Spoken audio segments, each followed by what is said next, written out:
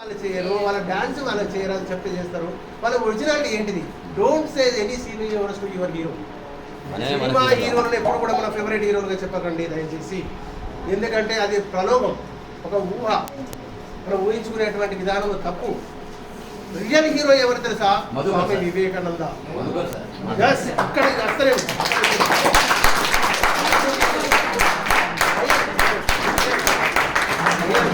నేను చెప్పేది టాప్ పాఠం. ఒక అబ్దుల్ కలాం, ఒక డాక్టర్ బిఆర్ అంబేద్కర్, ఒక వీర సావర్కర్, తెలిసిందా? ఒక సావిత్రిబాయి పూలే, ఒక మహాత్మా జ్యోతిబా పూలే. వీళ్ళందరి హీరోలు మనకు, వీళ్ళ హీరోలు అక్కడ వాళ్ళైతే ఇక్కడ హీరోలు ఇప్పుడు చెప్పినట్టు సార్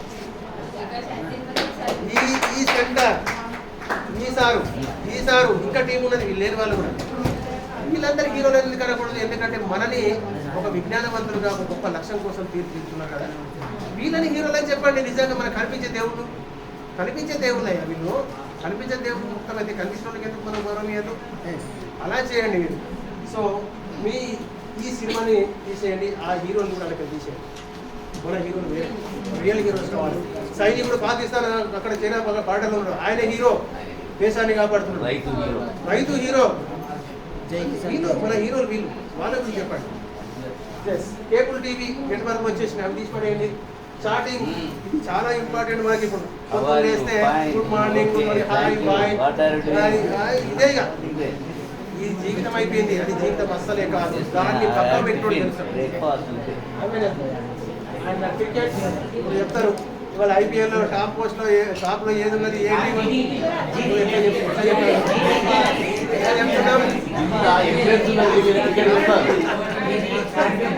అది మన మెమరీ పవర్. అది ఇప్పుడు ఏదైనా అడగండి, పచ్చ కొట్టేసిన ఏ సినిమాది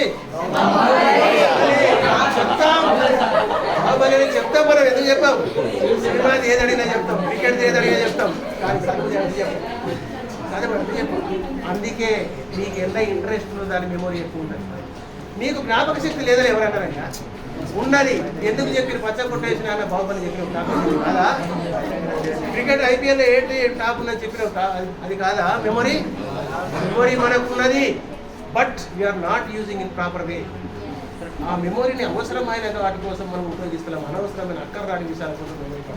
దాని మీద ఇంట్రెస్ట్ పెడుతున్నాం, మోజు పడుతున్నాం. ఆ మోజును తీసేసి నీకు కావలసిన దాని మీద మోజు పడడం, అది మెమొరీ డెవలప్ అవుతుంది. అది నేను నెక్స్ట్ చెప్తాను. ఇది సెల్ ఫోన్ తీసేసేయండి. ఇక మన శాశ్వతమైనటువంటి దరిద్రాలు, జీవితంలో మన ఎంబడే ఉండేటి దరిద్రాలు.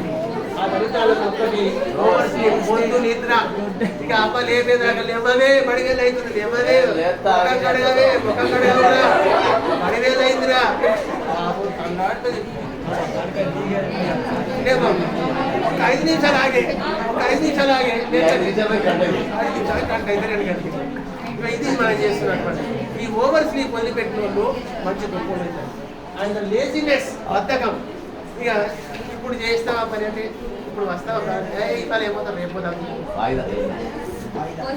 అంటే మన లేజినెస్ అంటే మనకు సాధగలుగుతాం. నా వల్ల కాదు, నేను వీరా, నేను వెనుక బెంచి నేను కూర్చుంటా, నేను రాసుకుంటా లేకపోతే లేదు. ఇది అది వదిలేయండి. పోస్ట్ పోన్మెంట్, ఈ వాయిదాల పద్ధతి చాలా దరిద్రమైన పద్ధతి తెలుసా? కల్ కా కామ్ ఆజ్ కరో, ఆజ్ కా కామ్ అభీ కరో.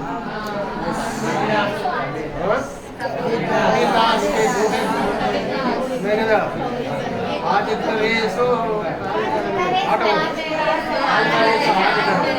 సాంగ్ ఉన్నది, సూపర్ యూజ్ అయ్యేటువంటి సాంగ్. అది అక్కడ మనకు కావాల్సిన ఈ పోస్ట్ పోన్మెంట్ లేకుండా రేపటి పని ఇవాళ చేయి, ఇప్పటి పని ఈరోజు పని ఇప్పుడే చేయి. అలా మీరు పోస్ట్పోన్ చేయాలి. అది ఫ్రస్ట్రేషన్ తెస్తుంది. మీకు అందులో స్ట్రెస్ మేనేజ్మెంట్ అనే ఒక టాపిక్ ఉంటుంది. నీకు ఒత్తిడి కలిగించేటువంటి విషయాలు నీ జీవితంలో ఏవో నేను చెప్తాను. ఎందుకు నువ్వు స్ట్రెస్కు లోనవుతున్నాయి? స్ట్రెస్కు లోనయ్యి నాకు 10th క్లాస్ ఫెయిల్ అయినా కాబట్టి ఉరి పెట్టుకుంటా, నేను ఇంటర్మీడియట్ ఎంసెట్ రాలేదు కాబట్టి నేను మందు తాగుతా. ఇదా నీ జీవితం? నువ్వు ఎందుకు పుట్టినవు అసలు?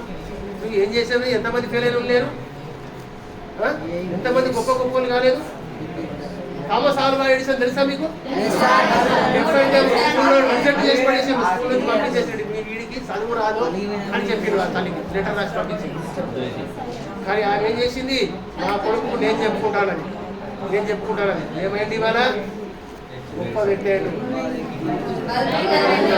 10,000 టైమ్స్ ఫెయిల్ అయిపోయింది ఆయన, 10,000 టైమ్స్ ఫెయిల్ అయిపోయింది. ఆయన పెట్టిన ఒక ఇండస్ట్రీ బట్టిగా కాలిపోయింది. కానీ ఏమైంది, థ్యాంక్ గాడ్ నేను చేసిన తప్పులు కాలిపోయినాయి అన్నాడు. చూసాం ఎంత అద్భుతమైన మాట. నా ఆస్తి కాలిపోయిందనిలే, నేను చేసిన తప్పులు కాలిపోయినాయి అన్నాడు. That is the creativity, that is the self confidence. ఆ సెల్ఫ్ కాన్ఫిడెన్స్ మనలో ఉండాలి, అది మనం నేర్చుకోవాలి. అప్పటి చిన్న విషయానికి పెద్ద విషయానికి ఫెడప్ అయిపోయి అది చేసుకుంటా కింద పడిపోతుంది. చిన్న సీన్ కింద పడిపోతుంది, ఇంకా చిన్న నాకు కొత్త డ్రెస్ కొనియలే కింద పడిపోతా, నాకు అది తీసుకపోలే కింద పడి ఏడుస్తా. ఇది చిన్నపిల్లలు చేసే పని నడుస్తున్నాయి కదా, తెలుసు కదా మనం. So okay right.